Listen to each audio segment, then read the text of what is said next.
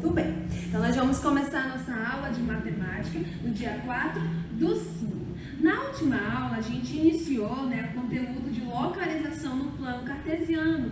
Nós fizemos algumas atividades, aí teve uma também que foi para casa. E aí, vocês fizeram?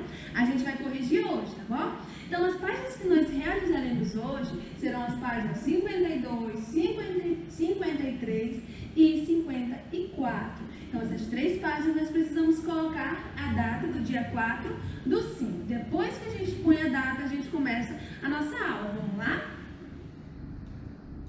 Aí a gente tem, a questão 3, que ela foi para casa, A gente tem a seguinte situação. 3. Pinte os quadradinhos da malha indicados a seguir. Então, nós temos que pintar o B2 é esse aqui, C2, C2, D2, E2. Agora a gente vai para o B3. O B3, C3, D3 e o E4. Depois que a gente pintou, que vocês já fizeram, que foi atividade de casa, a gente só está corrigindo. Tem aí que figura plana você representou. Quando a gente visualiza aí, a gente vê que é um retângulo. Bom, concluindo aí a nossa atividade de casa, depois dá um pausa só para conferir se acertaram tudo, tá bom? Então vamos lá. Questão 4. Observe a representação em um plano cartesiano da localização dos bailarinos para uma apresentação de dança. Então, nós vamos expressar a localização aqui através de par ordenado. Então, vamos lá. A Maria, onde que ela está aí nesse plano cartesiano? Nós vamos ver. A Maria está aqui, ó, o pontinho da Maria. Lembrando que a gente sempre faz o horizontal primeiro, vertical depois. Então, a gente vê que a Maria está no encontro do 4 com o 5. Então, a localização dela se dá por 4 e 5. Do Bruno, vamos ver o Bruno está aqui. A localização do Bruno se dá pelo encontro do 1 e o 3. Agora, vocês vão pausar o vídeo e aí vão fazer a localização dos demais que a gente já volta, tá bom? Então, vamos lá. Do Léo, vamos ver onde o Léo tá? O Léo tá no encontro do 3 e do 3. Bia, 2 e 1. Beto, 5 e 3. Carla, 7 e 3. E aí o Caio, 6 e 1. Finalizando aí, vocês podem dar um pause aí só para garantir, para saber se fizeram tudo certinho, tá bom? Então, vamos lá, continuando. A gente tem a 5. Observe a movimentação de uma joaninha que faz parte de um jogo criado por alguns alunos do 5º ano. Complete as frases que indicam a movimentação da joaninha, escrevendo os pares ordenados. Tá bom? Então, a gente vai observar aqui a localização, a movimentação dela e assim fazer a nossa atividade. O primeiro pontinho diz o seguinte: partiu do ponto. De que ponto ela partiu? A gente vai ver que ela partiu do ponto aqui, ó, o encontro do 1 com 1, tá bom? Caminhou para frente até. Ela caminhou para frente até esse ponto aqui. Aonde foi a localização dele? Pausa aí, escreva a localização aqui que a Joaninha está. Vamos lá? Então aqui a gente tem que é 1 e 3, tá bom? E deu um giro de 1/4 de volta para a direita, tá? 1/4 de volta para a direita. E aí ela caminhou para frente até que ponto? Que ponto é esse aqui? Pausa o vídeo e aí expressa a localização desse ponto, tá bom?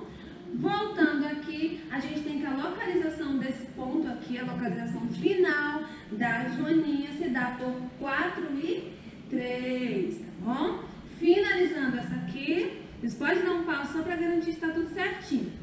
Então, vamos lá. A 6 ela é um pouquinho parecida com a atividade anterior, só que a 6 dava, o trajeto que a Joaninha fez no plano cartesiano, a gente só tinha que completar como os pares ordenados. Porém, essa aqui a gente tem que fazer todo descrevendo realmente o percurso Joaninha está realizando aqui. Então, vocês vão fazer essa baseada na atividade anterior, que a tia já volta com a resposta, tá bom? Então, vamos lá. A Joaninha, representada abaixo, partiu do ponto 1. Descreva a movimentação da Joaninha no plano cartesiano. A movimentação dela se dá por, a Joaninha partiu do ponto 1, caminhou para frente até 5, e aí deu um giro de 1/4 de volta para a direita. Depois ela caminhou até o ponto 5, ela deu um giro de 1/4 de volta para a esquerda, e aí ela caminhou em frente até o ponto 5, 7, tá bom? Finalizando aí, vocês podem dar um pause só para garantir, tá bom? Então vamos lá, a gente vai vir concluindo a nossa aula, onde nós trabalhamos, malha, a gente pintou lá os quadradinhos e a gente teve a figura do retângulo. Depois a gente também está trabalhando muito par ordenado. Lembrando que par ordenado nós precisamos sempre fazer da seguinte forma: horizontal, vertical, tá bom? E aí a gente também pode observar a movimentação da Joaninha, trabalhando com o par ordenado e assim descrevendo. Lembrando, se uma pessoa está de frente e ela vira para o lado, tanto para a direita como para a esquerda, sempre vai ser um giro de 1/4 de volta, tá bom?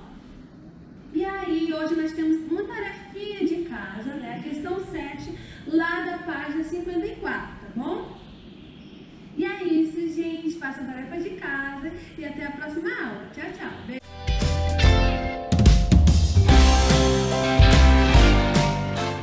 Olá, quinto ano, tudo bom com vocês? Sou a professora Gisneide, professora de História. Começando aí mais uma aula de História, hein? Hoje, 4/5/2020. Bom, vamos seguindo ao conteúdo de História, falando aí sobre a questão da cultura e religião nos povos antigos, Aplicando algumas curiosidades e questões. Lá na página 26 a 33, a gente vai saber um pouquinho mais que curiosidades e questões são essas. Antes de seguindo aí as nossas atividades, vamos aí fazer a correção do conteúdo da página 27. Olha só, lá na página 27 ele está pedindo para você pintar de verde os quadrinhos das afirmações verdadeiras sobre a religião dos egípcios. Espero que vocês tenham feito, hein? E aí, quais são as afirmações, Os deuses do Egito, eles estavam vinculados a elementos da natureza? Sim, lembra que eu falei para vocês que eles tinham deuses para tudo, para a natureza, para o solo, para a água, para o sol, certo? Eles tinham deuses para cada questão, então sim, tinham deuses vinculados a questões da natureza. Os egípcios, eles acreditavam aí que os deuses foram responsáveis pela criação e manutenção do universo.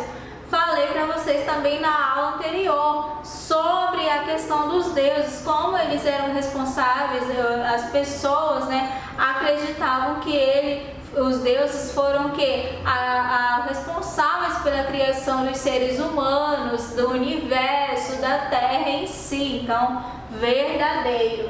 As pirâmides eram consideradas moradias dos deuses? Não. As pirâmides não eram moradias, elas eram consideradas como túmulos desses deuses. Na verdade, dos deuses não, do faraó, Era considerada túmulo do faraó, certo? Então não era aí a moradia dos deuses, não. Era como se fosse aí considerados túmulos mesmo, Debaixo aí era enterrado aí o faraó e outras pessoas ao lado do faraó.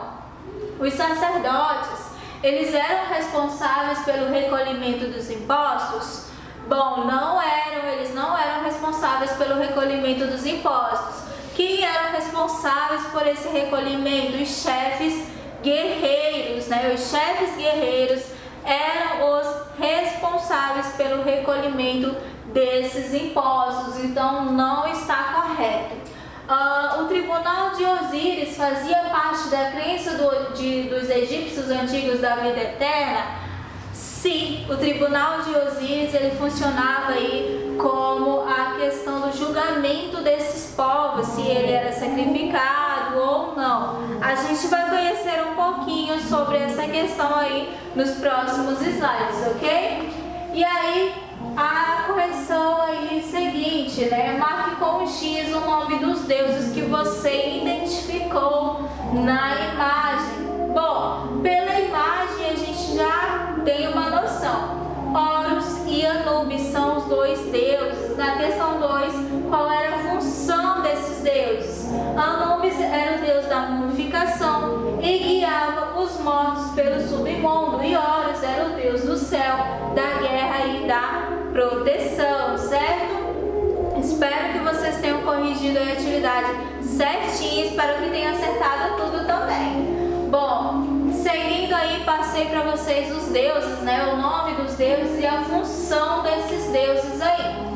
Ó, religiosidade e a cultura dos mesopotâmicos. Expliquei para vocês, ó, relembrando aí o que a gente viu nas aulas anteriores, né? Quem eram esses deuses, como é que o faraó era visto, né? Sobre o local onde morava, como é que se chamava o local, ó. Vários templos foram construídos nas cidades da Mesopotâmia, na Suméria, tinha forma de pirâmide, com escadas laterais e uma principal na frente. Esses templos eles eram chamados de quê? Zigurates, e eram considerados moradia dos deuses, ou seja, não eram as pirâmides, né? São os zigurates considerados aí como moradias dos deuses. E aí vamos seguir as nossas curiosidades e questões. Bora lá. Observa no slide de vocês, pontuei algumas coisas. Olha lá. Os egípcios antigos, eles acreditavam que depois da vida na Terra poderia haver outra, ou seja, outra vida eterna. Acreditavam na vida após a morte, né? Na Mesopotâmia e no Egito Antigo, o governante ele acumulava as funções do chefe político e religioso da população. Atualmente, a maioria dos países do mundo, assim como o Brasil, são estados laicos, ou seja, tem governos que não interferem na vida religiosa da população. Como assim, professora, laico? Se chega algum africano, haitiano que tem uma religião diferente, eles têm a religião deles.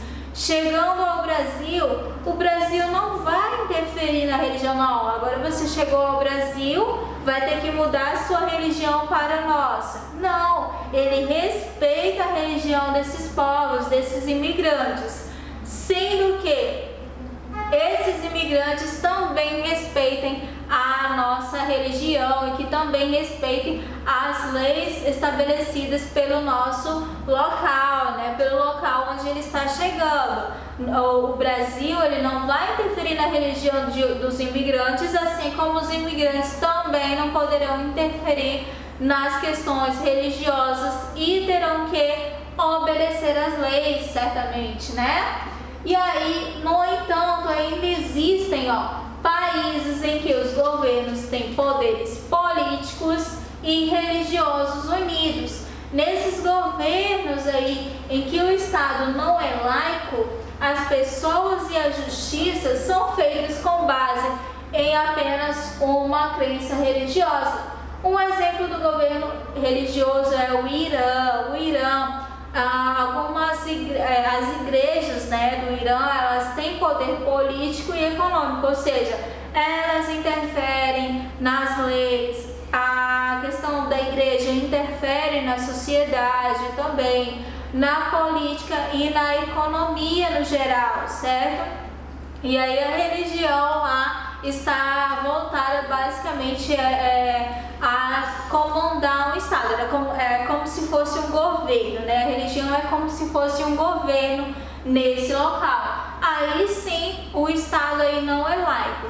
Se você, por exemplo, professor, eu não sei o que significa laico, pega o seu dicionário, pega o seu caderno e pesquisa lá o que significa laico, né? A significado escreve no caderno, ok? Mas aí, seguindo, né, com base nisso daí, essas são as nossas curiosidades e questões que vai ficar aí para vocês da nossa atividade, né, da cultura e dos povos antigos, ok? Como atividade para casa vai ficar a página 31 e 32 do livro de história. Caso você já tenha feito essa atividade, não tem problema, mas se você não fez, faça, ok? Na próxima aula a gente vai fazer aí a correção, a revisão dessas atividades. Então, vai ficando aí para vocês como atividade, não esquecendo de colocar a data no livro de vocês, ok? Muito obrigada e até a próxima aula.